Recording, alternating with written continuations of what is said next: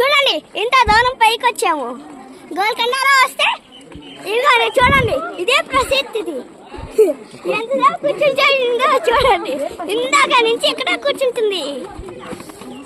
మా వాడు ఇలా ఎందుకు అన్నాడో తెలియాలంటే ఈ వీడియో లాస్ట్ వరకు చూసేయండి, మీకే అర్థమైపోద్ది. మేమైతే గోల్కొండ ఫోర్ట్ చూడడానికి వచ్చాము. ఈ పిల్లల గ్యాంగ్ మొత్తం కెప్టెన్ అయితే నేనే.